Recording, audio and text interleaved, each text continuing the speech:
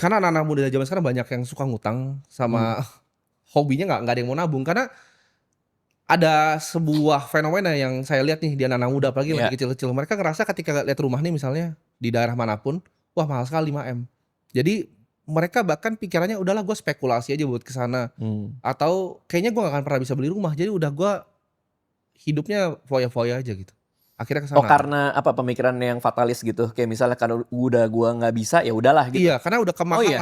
kemahalan karena di Oke. zaman dulu mungkin rumah tuh nggak seperti sekarang kan mahalnya karena Hmm. inflasi ya jadi anak-anak muda yang sekarang dengan UMR yang sekarang tuh rasanya agak impossible untuk dapat rumah yang layak jadi mereka akhirnya spending. Nah ini gimana caranya kita bisa counter orang-orang yang seperti ini?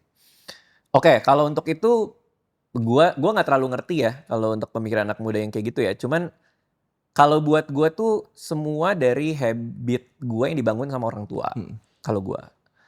Jadi yang pertama gua nggak boleh diem, itu yang pertama. Tiap kali gua lagi libur kuliah, gua pasti disuruh keluar, disuruh kerja. Makanya gua magang di mana-mana segala macem. Jadi itu pun udah kebentuk di gue bahwa kalau gua diem, gua rugi. Nah, dan itu berasa banget. Anak-anak kantor ini tahu kalau gue lagi liburan, misal gue pergi kemana, pulang-pulang pasti gue bawa project. Kita bikin ini, bikin ini, bikin ini.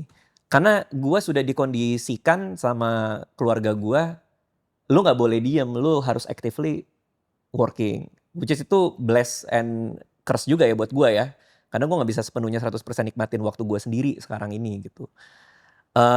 Jadi kalau mengacu pada pertanyaan lo tadi, gimana caranya supaya punya habit nabung itu, ya lo harus punya habit kerja juga dulu. Ketika lo punya habit kerja, lo akan jadi tahu bahwa ketika uang datang keringet lo keluar kan. Ya. Kalau keringet lo keluar, pasti kan lo sayang juga, lo udah keringetan tiap hari, masa lo mau hamburin gitu doang Iya. gitu.